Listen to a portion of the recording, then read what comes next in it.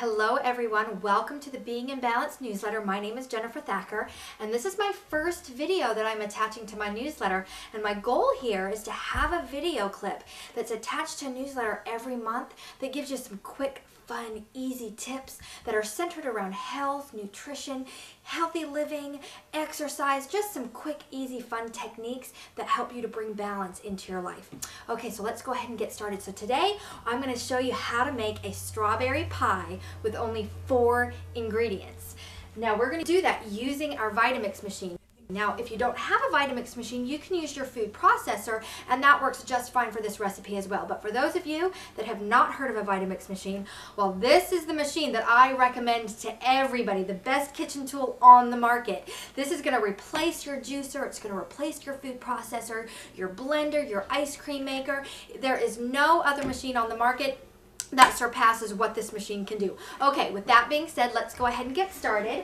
And what I'm going to do is we're going to make the crust of our pie, and we're going to do that with almonds. Now, almonds are one of my most favorite foods.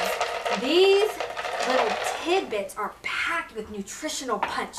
They've got lots of essential nutrients. They're loaded with lots of magnesium and lots of potassium. In fact, 1 tiny little ounce of these has 12% of your daily allowance for protein. It also contains just as much calcium as a 1/4 cup of milk. And we need those trace minerals to be able to absorb the calcium. You know, we can pop all those calcium pills that we want, but without those trace minerals like potassium and magnesium and vitamin D, our body can absorb that calcium. So these are great for us. Also, if you're pregnant or you're trying to get pregnant, great source of folic acid. Also, if you were to add almonds to your diet 5 days out of the week, you would reduce your risk of heart disease by 50%. Now that is huge, so we want these in our body. These are great for us. So what we want to do is we actually want to grind them into a meal. We're going to make them into our pie crust. So you always start this machine down on low, and we're going to use our variable speed, and we're going to keep it at about 4 to 5 just to grind those into a nice coarse meal. And we're going to use our tamper stick, and we're going to kind of do an X shape just to make sure that all those nuts are going to pass over that blade. Okay, so let's go ahead and turn this on.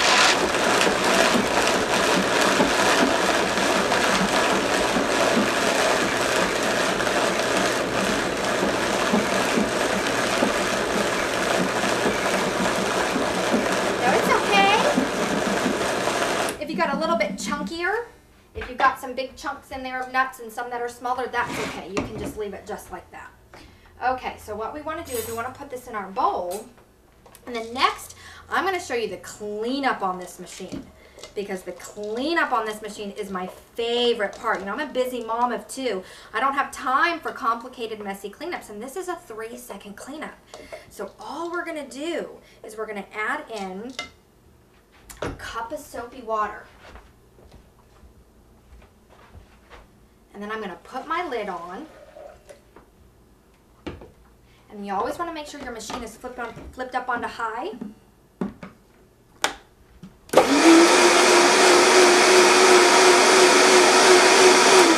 And the machine will go through and power wash itself. It's that simple, that easy.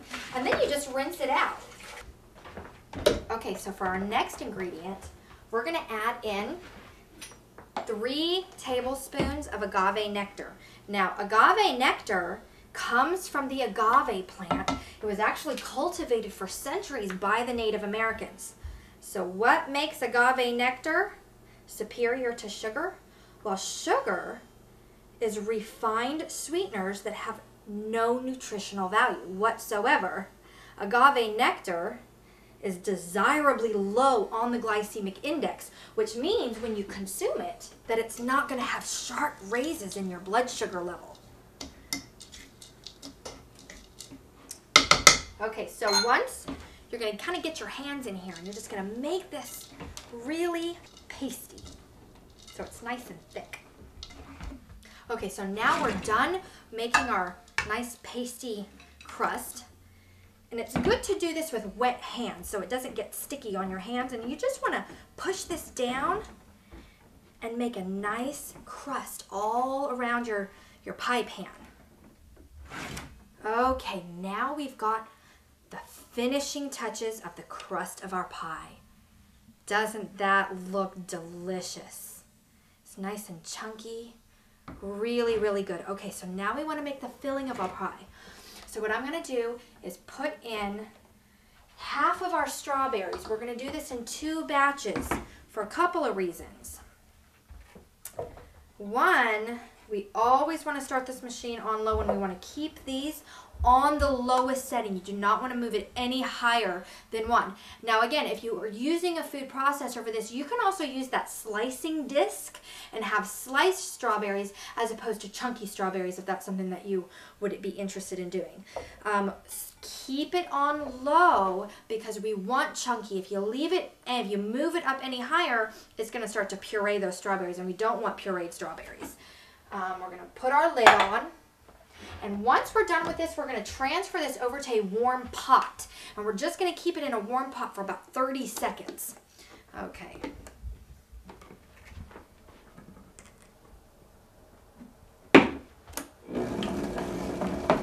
Use your tamper stick to get those strawberries in there to pass over that blade.